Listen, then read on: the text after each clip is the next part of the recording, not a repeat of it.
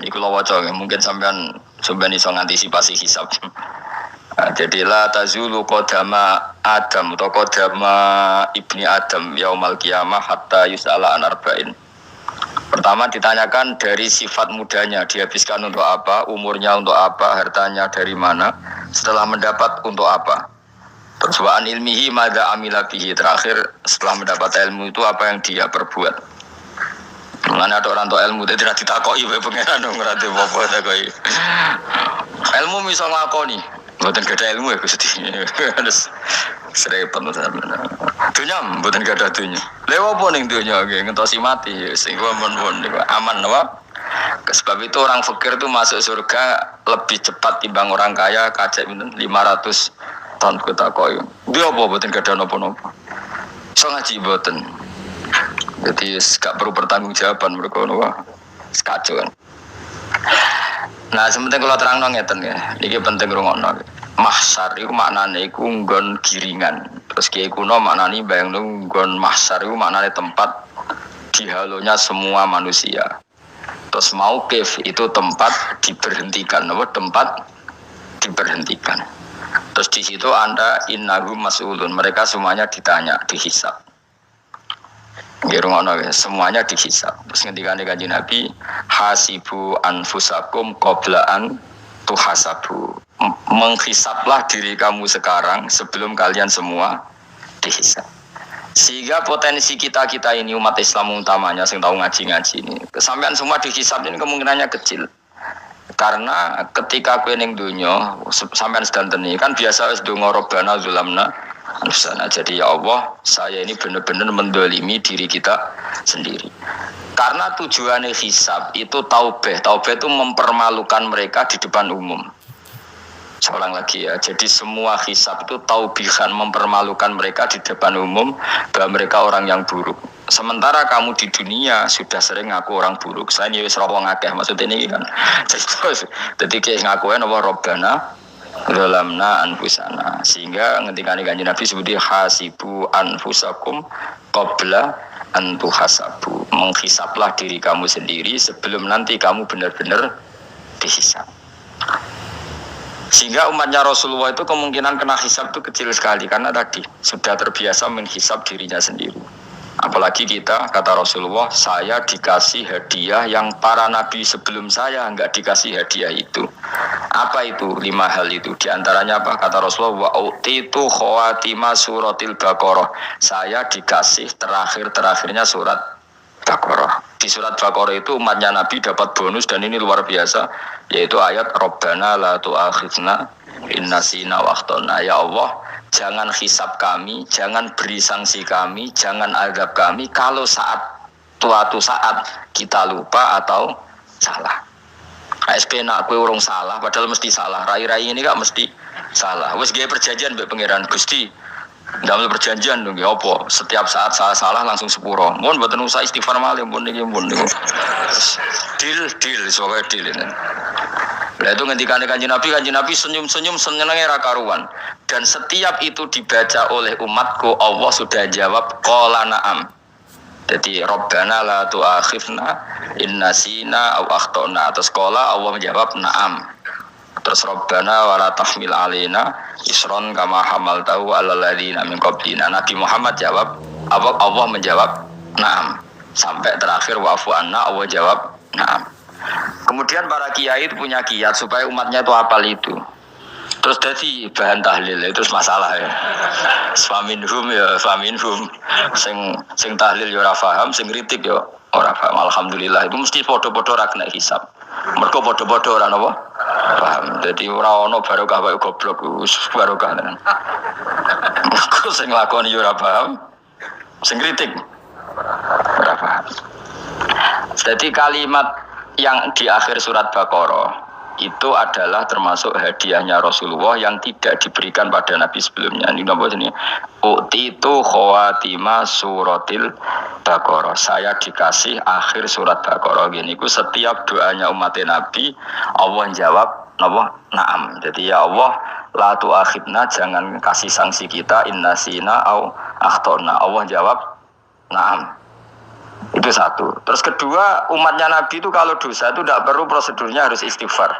Banyak amalan yang menjadikan diampuni. Misalnya kafaratul majlis itu lafadznya agak istighfar. Subhanakallahumma bihamdik misalnya. Dan banyak imatatul adza anitorik. Misalnya Nabi pernah cerita ada seseorang yang nakal, kemudian gara-gara menyingkirkan duri di jalan yang ganggu orang lewat, kemudian Allah memaafkan. Ada yang dimaafkan karena ngombeni anjing, macam-macam lah. Kemudian ngombeni santri, macam-macam. Sehingga potensi kita dimaafkan itu tinggi sekali karena ada sekian amal yang itu menjadi sebab ridhanya Allah Ta'ala. Malah kalau dalam dunia wali itu ada seorang wali mau ngarang kitab, kemudian tintanya itu diminum lalat, dia membiarkan tinta itu sampai lalatnya sampai kenyang, kemudian gara-gara itu dimaafkan oleh Allah Subhanahu wa Ta'ala. Banyak sekali. Sehingga potensi kita dimaafkan tinggi. Terus turu sudah ada orang rasani wong enggak macam-macam lah. Iku ya insyaallah disepuro pangeran. Dadi ana wali, mergo kakean apa? Turu ditakoki, "Kenapa kowe kok turu wong wali? Mboten siap roh donya, Gusti." "Kenapa?" "Donya rusak tok, patok mboten roh Gusti." Lah iku ya mari swarga napa? Ya swargane wong turu ya kira-kira. Tapi jadi umat Nabi itu luar biasa.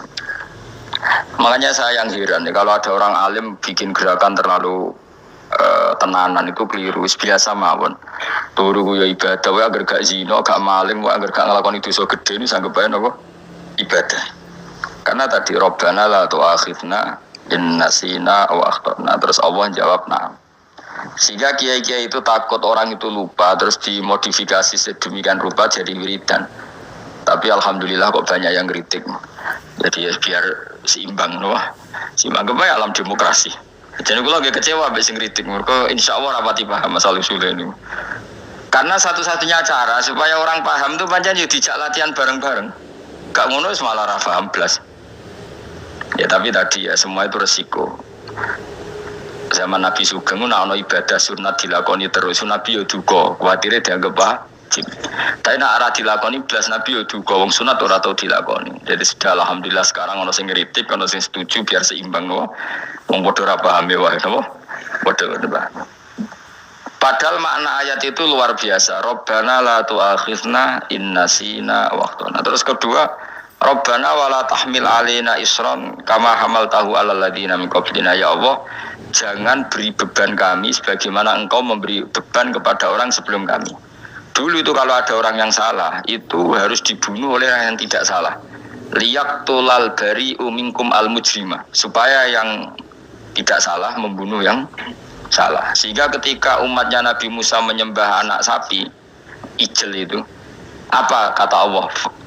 Fatubu ila bari'ikum faqtulu anfusakum. Kamu syaratnya tobat harus saling membunuh, yaitu orang yang terbebas dari dosa itu membunuh yang tidak dosa. Masyhur itu. Terus Allah mengirimkan mendung yang pekat terus gelap. Ketika gelap itu yang al-bari yang enggak dosa mengeksekusi yang dosa. Sekarang kan enggak, paling tangkap KPK dari penjara mulai suka sisa korupsi jaga. Jadi penak lah pokoknya zaman akhir itu penak. Pemenang saya KPK ini mulai disoal jadi aman lah. Disebut sing bener di aja nih ya sing bener ya pangeran. Misalnya rasa KPK lah nak takwa ya rasa korupsi. Kalau KPK dilemahkan nanti yang korupsi marah. Lah masih orang KPK lah nak di pangeran kan ya aman karena korupsi.